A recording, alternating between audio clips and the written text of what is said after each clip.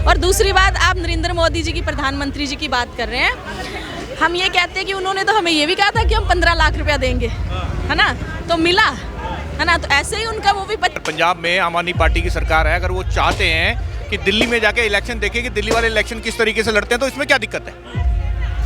इसमें तो कोई दिक्कत नहीं होती। दिल्ली में 70 सीटों पर होने वाले विधानसभा चुनाव से पहले, जी हां, आखिरकार माहौल क्या है, दिल्ली की जनता किसे वोट देना चाह रही है और दिल्ली की जनता आखिरकार दिल्ली की सत्ता पर किसको बिठाएगी, ये सवाल जब हमारी टीम पहुंचती है ग्राउंड रिपोर्ट पर, तो जब लोगों के जवाब आते हैं उसे देखकर आप हैरान तो हो ही जाएंगे और साथ ही साथ आपको यह भी पता चल जाएगा कि दिल्ली की जनता आखिरकार किसे दिल्ली की सत्ता पर बिठाने वाली है। वो रिपोर्ट मैं अपने दर्शकों को जरूर दिखाऊंगा, लेकिन उससे पहले यह देखिए कि दिल्ली में आखिरकार टक्कर किसके बीच चल रही है। तो दिल्ली में अभी तक का जो माहौल है उसे देखकर यह कहा जा रहा है कि टक्कर दो राजनीतिक पार्टियों के बीच में है और वो है आम आदमी पार्टी और दूसरी बीजेपी। यानी कि आम आदमी पार्टी और बीजेपी, इन दोनों राजनीतिक पार्टियों के बीच में जो टक्कर देखने को मिल रही है, ये जाहिर तौर पर यह बताती है कि क्या दिल्ली का जो चुनाव है वो इस बार वाकई काफी ज्यादा दिलचस्प होने वाला है। इतना ही नहीं, सीधे सीधे तौर पर मैं अपने दर्शकों को यह भी बता दूं कि दिल्ली की जनता इस बार जहां भारतीय जनता पार्टी को झूठी पार्टी तक कह दे रही है, जुमलेबाजी तक इन्हें करार दिया जा रहा है कि ये तो जुमलेबाज हैं, तो वहीं दूसरी तरफ आम आदमी पार्टी को लेकर दिल्ली की जनता की राय ही अलग है।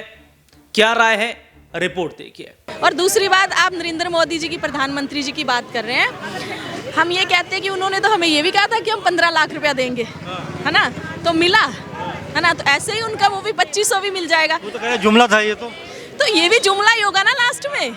लास्ट में ये भी जुमला, वो कुछ भी बोल के बाद में जुमला क्या देते हैं। तो हमें उनके जुमलों में नहीं आना है। जो हमने पहले गलती से दिल्ली ने 8 MLA उनको दे दिए थे, अब हाथ जोड़ के बोलेंगे मोदी जी जाइए, कहीं और जाइए। दिल्ली ने उनको कभी उनका वेलकम नहीं करा, ना ही आने वाले टाइम पे कभी करेंगे। अच्छा, रमेश बिधूड़ी की जो भाषा आपने सुनी भी होगी, जो उन्होंने कहा, कैसे देखते हैं उसको?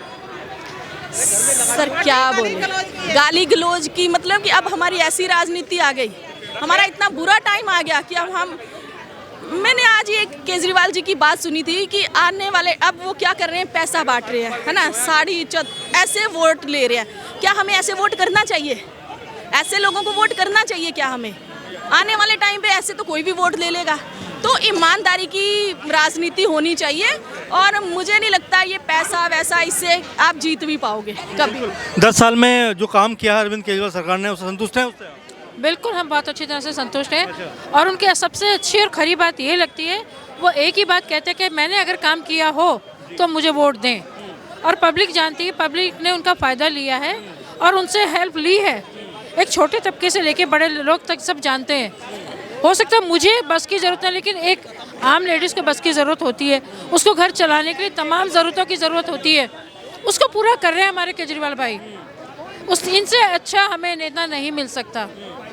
मैं तो कह रही, दिल्ली ही नहीं, पूरे हिंदुस्तान के लिए हर एक जगह केजरीवाल पैदा होना चाहिए और हर जगह केजरीवाल आना चाहिए। हमारी तो यही मंशा है। अच्छा, जो अब योजनाओं की बात कर रहे हैं कि संजीवनी योजना हो या महिलाओं को पैसा 2100 रुपये देने की योजना, इन सब चीज़ों को जो रख रहे हैं सामने, आपको लगता है ये सब चीज़ें हो पाएंगी? बिल्कुल, पिछले जो कहा था वो हुआ है और ये भी 100% होके रहेगा। बिल्कुल दिया है इन्होंने, हमेशा देते हैं हर तरह की सुविधा। वो आयुष्मान को कहते ही नहीं, कहते मुझे, मैं 5 लाख में जनता को नहीं बाउंड कर सकता, पर इलाज में ना जाने कितना लग जाए। बीजेपी ने भी सेम चीज़ ला दी है, तो फर्क पड़ेगा ऐसा लगता है आपको? कोई फर्क नहीं पड़ेगा। सांच को आँच नहीं, कोई फर्क नहीं पड़ता। जनता अगर इन्हें देना था तो पहले से देते ना। अब ये नकल क्यों कर रहे हैं? हर चीज़ में नकल कर रहे हैं। वृद्धाओं के लिए भी कर रहे हैं और इन महिलाओं के लिए 2500 कह रहे हैं, फिर प्रेग्नेंट महिलाओं के लिए 2500 जो भी कह रहे हैं ये लोग, ये सब एक नकल है। वोट पाने का एक तरीका है और अगर ऐसे वोट मिलता होता तो सब हम हमेशा जीत गए होते। इनसे अच्छा नेता हमें मिलने वाला ही नहीं है। और अगर ये नहीं समझती जनता, तो आने वाले 5 सालों में अपनी जनरेशन को हमें जवाब देना मुश्किल हो जाएगा। दिल्ली में हर एक बंदे का रहना, आम आदमी का रहना मुश्किल हो जाएगा। बिजली मुफ्त है, पानी मुफ्त है, शिक्षा मुफ्त है। मुफ्त नहीं, ज़रूरत को पूरा कर रहे हैं, मुफ्त नहीं कह सकते। वो अगर ज़रूरत को करे, घर वाला बड़ा या छोटा पूरा करता है, घर का भाई अगर वो किसी हमारी ज़रूरत पूरी करते हैं तो इसको मुफ्त नहीं कह सकते। वो ज़रूरत पूरी कर रहे हैं, आगे बढ़ने के लिए ज़रूरतें पूरी होनी ज़रूरी है। स्कूल जाने वाले बच्चे के लिए नहीं है उसके पास, तो उसको एक अच्छी शिक्षा मिलेगी सरकारी स्कूल में, तो वो आगे बढ़ सकेगा ना। उसमें भी तो कैपेसिटी है बढ़ने की आगे की, उसके अंदर वो है ना।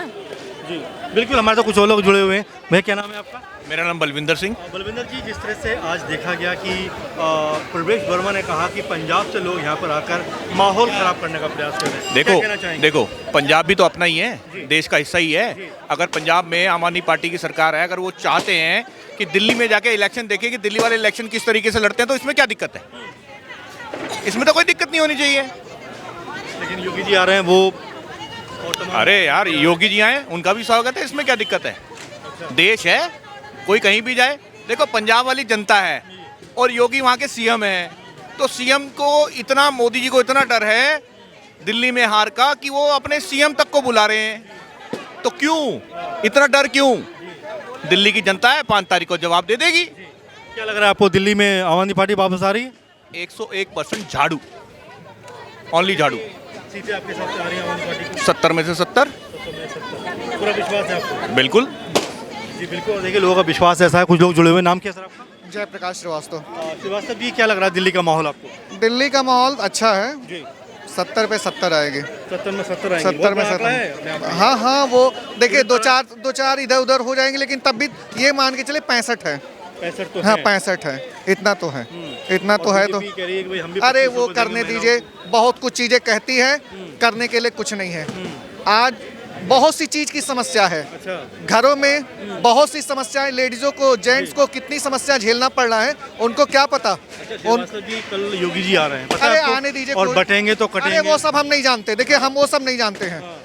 हम इंसान हैं, हमारे में भी खून वही है जो दूसरों में है। बस एक ही चीज है, इंसान है, इंसानियत से रहना चाहिए। बस हम वो सब नहीं जानते। हिंदू मुस्लिम कोई अरे हम वो सब मानते ही नहीं है, वो सब नहीं मानते हैं। ये सब फालतू की बातें हैं।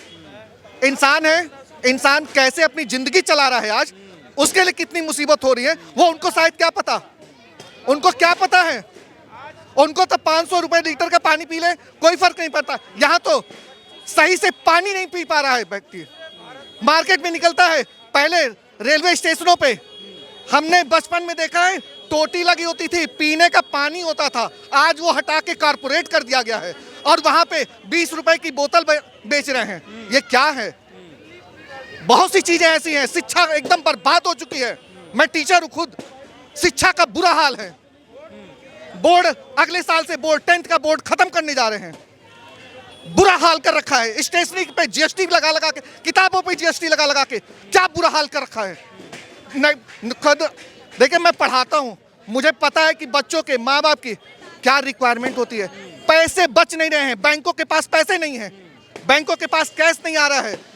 जब जनता के पास पैसा ही नहीं है तो जमा कहाँ करेगा? ये तो कह रहे हैं 2 करोड़ रोजगार दे खुद रहे हैं। छोड़िए वैसी बात, हम खुद कहते हैं हम खुद पैसा जमा नहीं कर पा रहे हैं। इतनी क्राइसिस में मैं चल रहा हूँ, रेंट निकालना मुश्किल हो जा रहा है। आज बच्चे पढ़ ही नहीं रहे हैं। डिजिटल कर दिया सब कुछ डिजिटल करो, मुझे बहुत अच्छा लगता है, लेकिन कितने फ्रॉड बढ़ गए हैं डिजिटल से। आप देखो ना कितने फ्रॉड बढ़े हैं, डिजिटल से फ्रॉड बढ़े हैं। लोगों के बैंक के साफ हो जा रहे हैं। ये सब चीजें क्या है? आप करो, मैं आपको सब कुछ सम्मान देता हूं।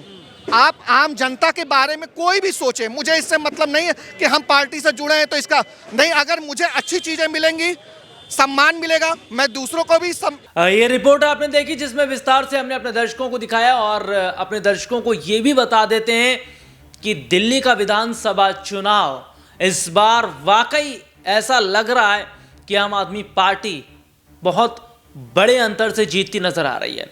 लेकिन क्या सवाल ये भी फिर खड़ा हो जाता है कि क्या बीजेपी आम आदमी पार्टी का खेल बिगाड़ पाएगी?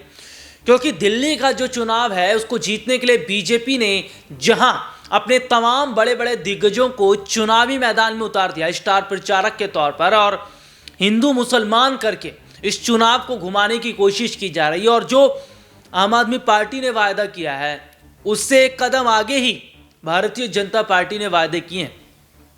लेकिन ऐसे में सवाल यही खड़ा हो जाता है कि क्या भारतीय जनता पार्टी के जो चुनावी वायदे, इनको जुमला जो बताया जा रहा है, क्या वाकई दिल्ली में बीजेपी वो कमाल नहीं कर पाएगी? और क्या दिल्ली की जनता का विश्वास इसलिए बीजेपी से उठा हुआ है? क्योंकि दिल्ली की अगर बात करें तो जिस तरीके से यहाँ पे इनके सांसदों का जिक्र कर लेते हैं, इनके जो 7 सांसद हैं, इन्होंने दिल्ली में काम भी नहीं किया। और तो और ये तक देखा गया कि केवल बीजेपी ने यहाँ पर राजनीति करने का काम किया है, जबकि दायित्व बीजेपी के सांसदों का भी बनता था। तो ऐसे में देखा जा रहा है कि बीजेपी जहाँ अमीरों की सरकार है, ये गरीबों के लिए ठीक नहीं है।